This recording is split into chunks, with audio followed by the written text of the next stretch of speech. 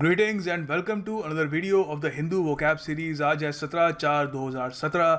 Well first of all I am sorry कि मैं आपको जो टॉप 10 पॉपुलर ईडियम्स वाली वीडियो थी वो संडे को प्रेजेंट नहीं कर पाया.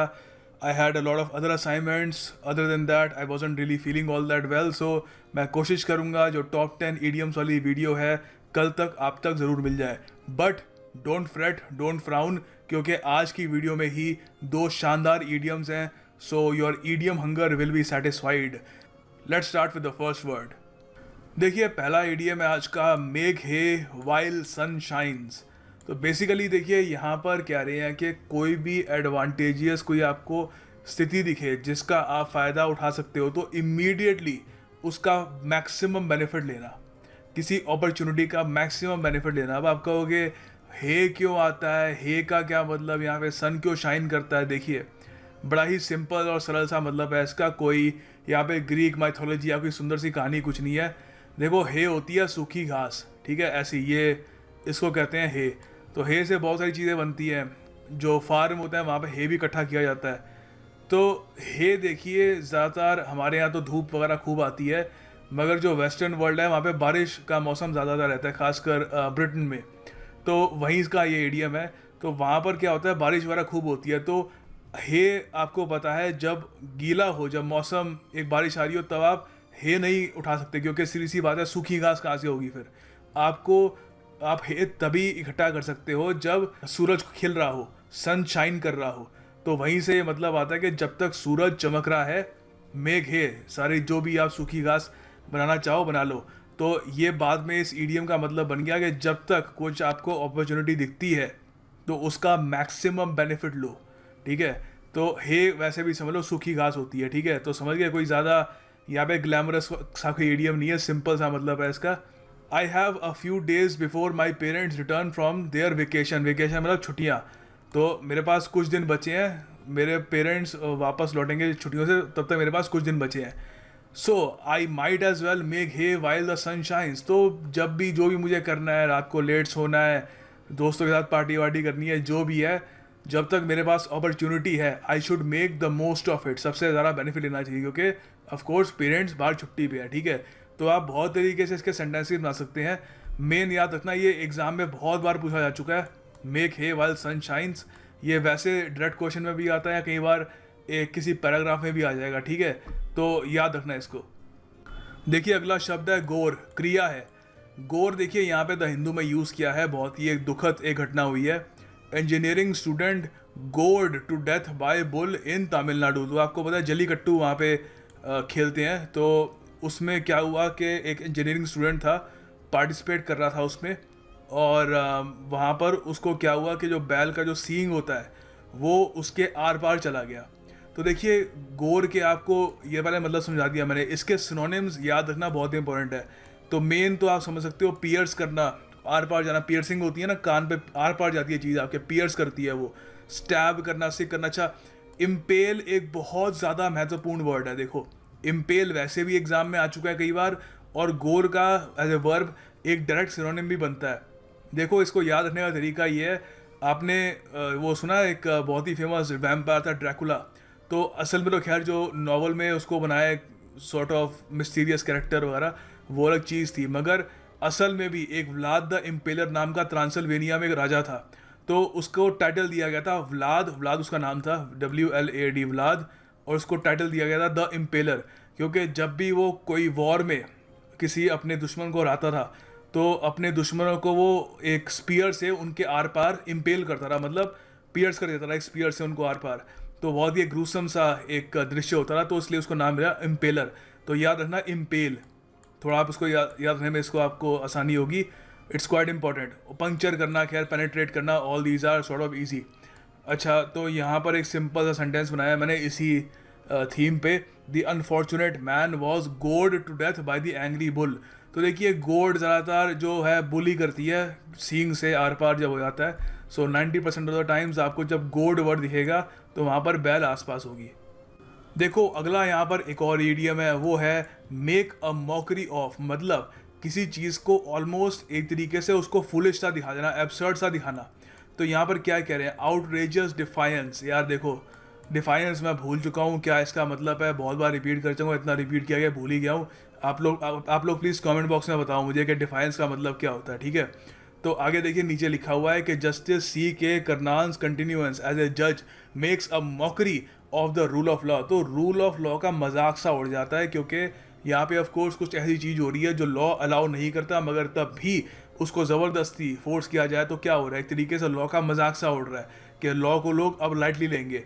तो मॉकरी का मतलब होता है रिडिक्यूल करना, ठीक है, ये भी याद रखना, ये भी काफ़ी एक इंपॉर्टेंट सिनोनिम है।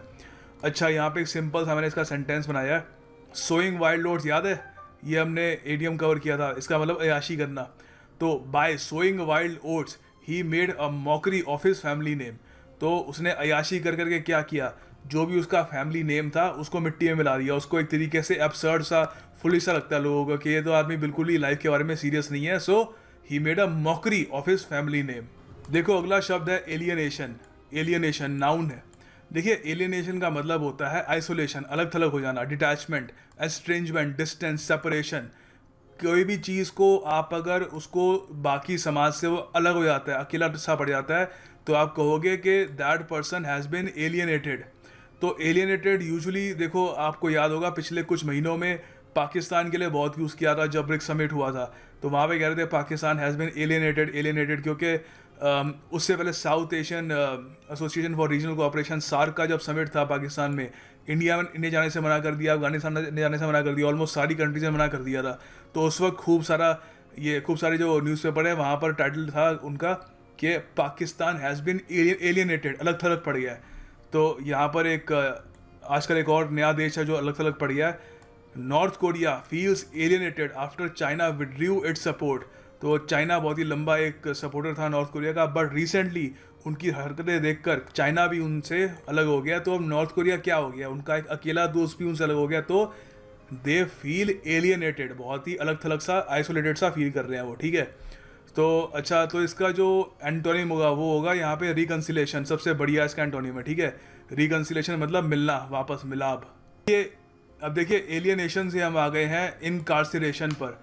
तो यहाँ पे द हिंदू में इन्होंने यूज़ किया है the strange case of Kulbhushan Jadhav. तो यहाँ पे नीचे लिखा हुआ है perhaps the backdrop explains the dynamics at play more than just details of his incarceration. तो देखिए यहाँ पर इनकार्सरेशन का मतलब होता है इम्प्रिजनमेंट। कुलभूषण यादव को क्या कर दिया पाकिस्तान में, रेस्टोरेंट में बैठ के खाना तो ही नहीं खिला रहे, ही हैज़ बिन इम्प्रिजन्ड, अब तो उसको वहाँ पे फांसी की सज़ा भी सुना दी है। तो इसका मतलब होता है कैद, ठीक है, कैप्टिविटी, कस्टडी, कन्फाइनमेंट। तो यहाँ पे हमने एक सेंटेंस बनाया इसका, द पुलिस इनकार्सरेटेड द हुलिगन। हुलिगन देखो, हुलिगन होता है एक यंग वायलेंट सा ट्रबल मेकर, ठीक है, एक नौजवान जो बहुत ज़्यादा वायलेंट हो, बहुत ज़्यादा हिंसा कर रहा हो और बहुत ज़्यादा परेशानी क्रिएट कर रहा हो, ठीक है। For going on a rampage, rampage याद है आपको, एक तरीके से पूरा कियोस मचा देना, आसपास कंप्लीट डिस्टर्बेंस कर देना, ठीक है, for going on a rampage. अच्छा, तो इसका जो उल्टा होगा वो क्या होगा, एंटोनिम, वो होगा इमेंसिपेशन, अनबाइंड करना, अनकेज करना, अनचेन करना, ठीक है। तो याद रखना इनकार्सिरेशन का बेस्ट जो यहाँ पे एंटोनिम होगा वो होगा इमेंसिपेशन। देखिए अगला शब्द है ग्रेटिस। ग्रेटिस मैं यकीन से कह सकता हूँ ज़्यादातर 99% लोगों को इसका मतलब नहीं पता होगा। एडवर्ब है, देखो ग्रेटिस का मतलब होता है फ्री ऑफ चार्ज, मुफ्त, विदाउट पेइंग, फ्रीली, मतलब बिल्कुल कंप्लीटली लाइक जो विदाउट पेमेंट हो गई चीज़, ठीक है। अच्छा, अब इसको यूज़ कैसे करना है वो समझ लो, क्योंकि कई लोग ना ग्रेटिस के पीछे फॉर लगा देते हैं जो उनको लगाने की आवश्यकता है नहीं। तो आपको अगर ग्रेटिस को यूज़ करना है एक सेंटेंस में तो आप कहोगे I am not willing to lend. Lend मतलब एक तरीके से देना अपना, मतलब बोरो का उल्टा होता है लेंड, उधार लेने का उल्टा होता है, एक तरीके से उधार मतलब प्रोवाइड करूँगा अपनी सर्विस, ठीक है। तो यहाँ पे मैं कह रहा हूँ कि मैं अपनी सर्विसेज प्रोवाइड नहीं करूँगा ग्रातिस, मतलब फ्री में नहीं करूँगा। तो यहाँ पे मैंने फॉर नहीं लगाया और ये सेंटेंस करेक्ट है, ठीक है। तो मैं कह सकता हूँ I am not willing to lend my service gratis. तो यहाँ पे फॉर लगाने की जरूरत नहीं है। हम ये भी कह सकते हैं the kind old man provides food to the homeless. Homeless मतलब जिनके पास घर नहीं है, ग्रेटिस। तो यहाँ पे फॉर नहीं लगाया मैंने, ठीक है। तो वो क्या करता है, क्या पैसे लेता है उन लोगों से? नहीं, फ्री में, मुफ्त में उन लोगों को खाना प्रोवाइड करता है, क्योंकि बहुत ही काइंड ओल्ड मैन है, ठीक है। तो यार ना फॉर नहीं लगाना यहाँ पे। तो इसका जो एंटोनिम होगा सिंपल सी बात है, कॉस्टली, एक्सपेंसिव, ठीक। देखो अगला शब्द है गोड। ये एक क्रिया है, रिपीट कर रहा हूँ, वर्ब है, क्रिया है, ठीक है। इसको एडजेक्टिव की तरह इस्तेमाल मत करना। देखो गोड का मतलब होता है प्रोवोक करना, उकसाना, प्रेशराइज करना, किसी चीज़ के लिए अर्ज करना, ठीक है। तो यहाँ पर एक सबसे बढ़िया सेंटेंस यहाँ पे ही है, ये बिल्कुल मेरे पे फिट बैठता है और मैंने अपने पे ही लिखा है sentence. I constantly try to goad my viewers to read books, write sentences and listen to audio books। मैं कॉन्स्टेंटली यही बोलते रहता हूँ कि किताबें पढ़ा करो, सेंटेंसेस लिखा करो, ऑडियो बुक सुना करो, इंग्लिश अपने आप इम्प्रूव हो जाएगी, ठीक है।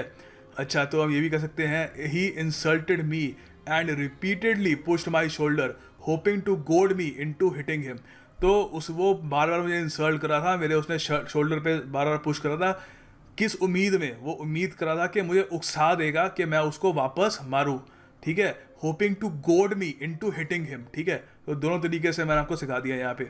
इसका एंटोनिम क्या होगा? डिस्करेज करना या डीमोटिवेट करना। देखिए अगला वर्ड है ये, जिसने मेरी प्रोनाउंसिएशन वाली वीडियो देखी है उसको याद होगा कि इसको डेब्रिस प्रोनाउंस नहीं करते, इसको प्रोनाउंस करने का सही तरीका है डिब्री, डिब्री, ठीक है। तो याद रखना, डेब्रिस कभी मत बोलना, दिस इज डिब्री।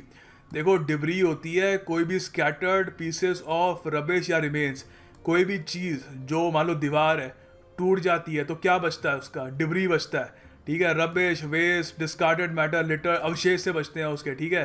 कुछ टूटा, कोई टूटी हुई सी ईंट होगी, कोई सरिया होगा वगैरह कुछ, ठीक है, डिब्री है वो। तो गाड़ी का भी जब क्रैश, कोई कार क्रैश हो जाता है तो क्या बचता है? उसका डिब्री बचती है, ठीक है। तो यहाँ पर इसके दो सेंटेंसेज हैं।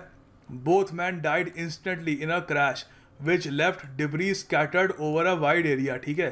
तो सीधी सी बात है, गाड़ी ऐसी क्रैश हुई कि जो उसके अवशेष थे, जो स्क्रैप था गाड़ी का, हर जगह बिखरा हुआ था। मैं ये भी कह सकता हूँ some of the bodies remained under the debris as the rescue workers clear the rubble. तो ये सीधी सी बात है, अर्थक्वेक का कोई सेंटेंस है, कहीं पर अर्थक्वेक आया होगा। तो अर्थक्वेक आता तो क्या होता है? लोग, जो डिब्री होता है, अवशेष होते हैं दीवारों के, घरों के, उसके नीचे दब जाते हैं वो, ठीक है। तो याद रखना, पहले तो इसकी प्रोनाउंसिएशन है वो भी रट लो अच्छे से, डिब्रेस नहीं है, डिब्री है। और दूसरी बात, इसका मतलब भी याद रखना, एग्जाम में काफ़ी बार आ चुका है।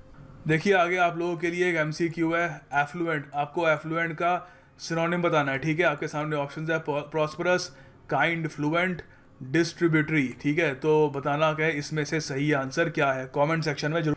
आगे देखिए एक EDM MCQ है आपके लिए। इसका आंसर मैं PDF में भी नहीं दूंगा, आप लोग वैसे इसको अटैम्प्ट करिए। इसका जो आंसर है वो मैं आपको कल की वीडियो में बताऊंगा। कल आपको वो जो ईडियम्स वाली 10 ईडियम्स वाली वीडियो है वो भी मिल जाएगी। I try to bring that. और उसके अलावा जो हमारी जो रेगुलर वोकैब वाली वीडियो होगी उसमें मैं ये वाला ईडियम कवर करूँगा। तब तक के लिए इसको अटैम्प्ट करो, आजमाओ, let's see how many of you get it right. Finally the task of the day, आपको सेंटेंस बनाने हैं डिब्री पर, ग्राटिस पर और एलियनेशन पे। एलियनेट पे ही बना सकते हो अगर आपका मन करे तो, I won't really mind. And मैं कोई कोशिश करूँगा कि आज आपके जो पिछली वीडियो के सेंटेंसेस हैं वो भी चेक करूँ, and I will definitely check all the sentences that you make in this video. So do make sentences, it encourages भी। मुझे लगता है कि जो भी मैं कर रहा हूँ उससे चाहे कुछ लोगों को ही फ़ायदा मिल रहा है, बट मिल रहा है, and it sort of motivates me. So keep my fire burning और sentences लिखिए, and I will see you tomorrow with 2 videos. Thank you for watching.